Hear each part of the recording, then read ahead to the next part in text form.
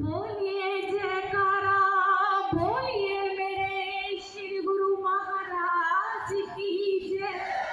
बोलिए श्री परमहंस दयाल महाराज की जय। बोलिए श्री नंगली निवासी भगवान की जय। बोलिए सांचे दरबार की जय। भक्ति दान मोहे दीजिए, गुरुदेवन के देव, और कछु नहीं चाहिए। हर पल तुम्हारी सेवा, श्री मात पिता सतगुरु मेरे, शरण जाऊं जिसकी, गुरु बिना और न दूसरा। आस करूं किसकी, बोलिए मेरे श्री गुरु महाराज की जय। आध्यात्मिक सम्राट, अद्वैत मत के संस्थापक, अवधूत शिरोमणि श्री श्री दादा गुरुदेव के चरण कमलों में मेरा कोटि कोटि प्रणाम। अर्चनीय, पूजनीय, वंदनीय, प्रातः सवर्णीय, ब्रह्म श्रोत्रिय, ब्रह्मनिष्ठ, सकल ब्रह्मांड के नायक मेरे नंगली निवासी भगवान के चरण कमलों में मेरा करोड़ों बार प्रणाम। यहाँ पर विराजमान सभी संत महापुरुषों को भी मेरा प्रणाम, और दूर दूर से आई उनकी प्यारी संगत को सप्रेम जय सच्चिदानंद। जैसा कि आप सब जानते हैं, मेरे नंगली निवासी भगवान को लीलाधारी कहा जाता है, और इन्होंने एक से बढ़कर एक लीला की। और इनके समय की एक माता जिसका नाम करमदेवी था, जिसने इनके भली भांति दर्शन भी किए हुए थे, और हर समय इनको कहती थी अपनी कृपा दृष्टि हमेशा हम पर रखना। जब नंगली निवासी भगवान ने 1935 में ही ये वचन फरमा दिए थे कि 12 साल बाद ऐसी आंधी आने वाली है कि माँ बच्चे को छोड़कर भागेगी, ये जगह हिंदुओं के लिए ठीक नहीं है। उस समय हिंदुस्तान पाकिस्तान था ही नहीं, हिंदुस्तान में अंग्रेजों का राज था, और 12 साल पहले ही नंगली निवासी भगवान ने पार्टीशन का इशारा दे दिया था। वो जानी जान थे, और ये जगह हिंदुओं को तुरंत छोड़ देनी चाहिए, ये उनके अमूल्य वचन थे। और जो भक्त लोग जानते थे कि इनकी बात पत्थर पे लकीर है, तुरंत लगभग 10,000 के करीब परिवार जो हैं वो वहां से शिफ्ट हो गए, और जिधर गुरु महाराज जी ने इशारा किया था उधर आ गए, और 47 में वो एरिया इंडिया में ही आया। ऐसे ही माता करमदेवी जालंधर में अली मोहल्ला में बस गई, और उसका नंगली निवासी भगवान के चरणों में आगाध प्रेम था। और जब बच्चे बड़े हो गए, बेटियों की शादियां कर दी और बेटा बाहर रहने लगा, माता जी रहती और अपना बड़े आराम से भजन पूजन करती। जब कभी कुछ जरूरत होती, जैसे कि हम कहते हैं दादी माँ के नुस्खे, तबीयत खराब होने पर कभी अदरक की चाय पी ली, कभी अजवाइन खा ली, ऐसे ही अपना टाइम पास कर लेती। मेन उनका लगाव तो नंगली निवासी भगवान के श्री चरणों में था। और एक दिन सन 1976 दिसंबर का महीना, माता की तबीयत खराब हुई तो उसको लगा कि आज मुझे किसी डॉक्टर के पास जाना पड़ेगा। मैं अपने ही जो घर में तरीके करती हूँ उनसे मैं आज ठीक नहीं हो पाऊंगी। और ऐसा सोचकर जब वो अंदर गई तो उसने देखा तो जहाँ वो पैसे रखती थी, पैसे थे ही नहीं। बेटे को आने में कुछ देरी हो गई थी, उसने कभी मांगे भी नहीं थे। बेटे सारा घर का राशन और पैसे रख जाते थे, इस बार देरी हो गई तो उसने देखा कि पैसे नहीं, अब क्या करूं। अपने शरीर का सबको मालूम होता है, डॉक्टर के पास जाना भी जरूरी था। और वो सोच में पड़ गई क्या करूं। फिर उसके दिमाग में आया कि उसके घर के 2 गली पार चरणजीतपुरा में एक सरकारी हॉस्पिटल था, जिसमें सन 1976 में एक बच्चे के 20 पैसे लगते थे।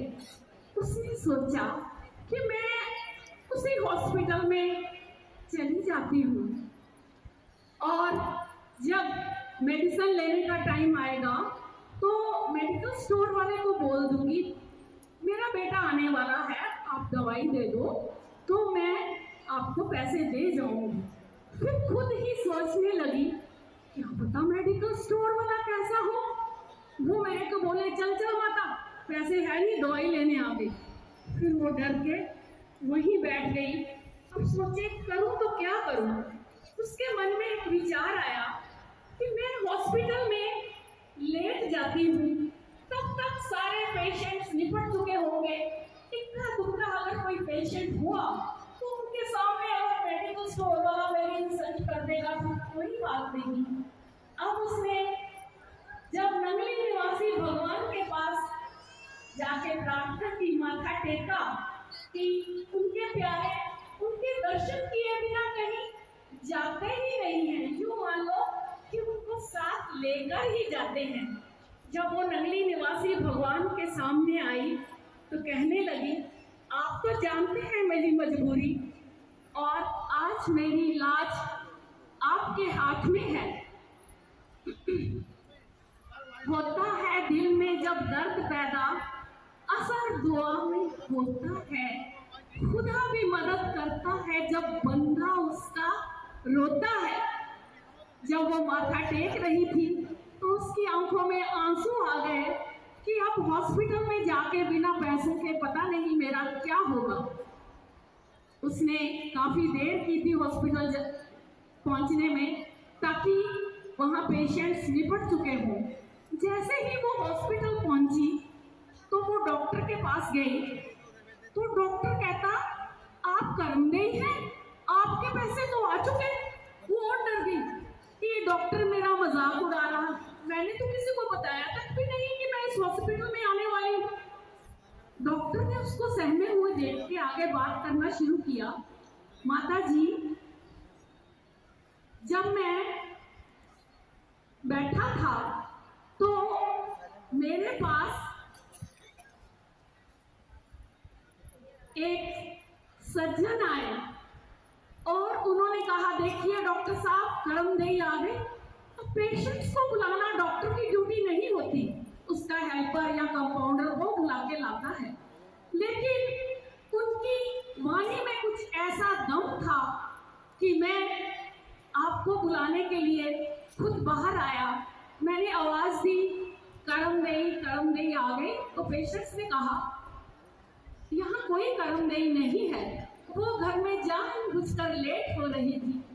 और फिर उसने अंदर आकर जो गुरु महाराज जी सज्जन के रूप में आए थे उनसे कहा कि कर्मदेही नहीं आए। और उन्होंने मेरे से ये सुनकर कुछ नहीं कहा और मेरे सामने बैठ गए। और उनको देखकर मेरा दिल कर रहा था कौन है। उनमें बहुत ही अट्रैक्शन थी, मैं इनसे बात करूं, लेकिन ये सरकारी हॉस्पिटल है।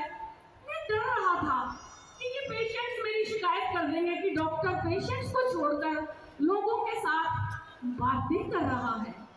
तो तो फिर थोड़ी देर बाद उन्होंने कहा, डॉक्टर साहब देखिए करमदेई आ गई। तो मैं फिर से खुद बाहर गया और मैंने आवाज लगाई करमदेई। फिर सभी पेशेंट्स ने कहा करमदेई नहीं आई। तो जब मैंने उनको दोबारा आकर कहा कि करमदेई नहीं आई, तो वो उठ के खड़े हो गए और उन्होंने अपनी जेब में हाथ डाला और पैसे निकाले और मुझे कहने लगे, डॉक्टर साहब जब करमदेई आएगी आप उसका अच्छी तरह से चेकअप करना और ये लीजिए पैसे, मेडिकल स्टोर से दवाई मंगवा कर भी उसको आप ही देंगे।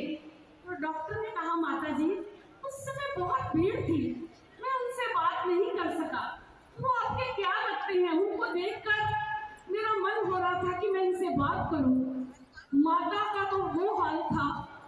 माता ने कहा, डॉक्टर साहब जो आपके पास आए थे वो 40 साल पहले इस दुनिया से जा चुके हैं। अब डॉक्टर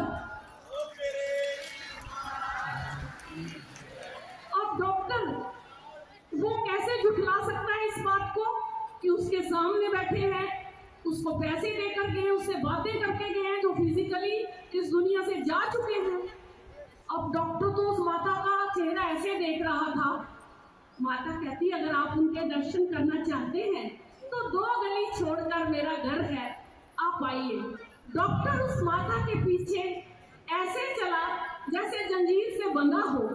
जब उसने माता के घर जाकर गुरु महाराज जी के दर्शन किए, कहता यही तो मेरे पास आए थे, ये है मेरे गुरु महाराज जी। और जैसे कि कृष्ण भगवान ने कहा है, यदा यदा ही धर्मस्य ग्लानिर्भवति भारत, आप सभी जानते हैं कि कलयुग में जब जब धर्म की हानि होगी, अधर्म बढ़ेगा, मैं किसी न किसी युक्ति से साकार रूप में आ जाऊंगा।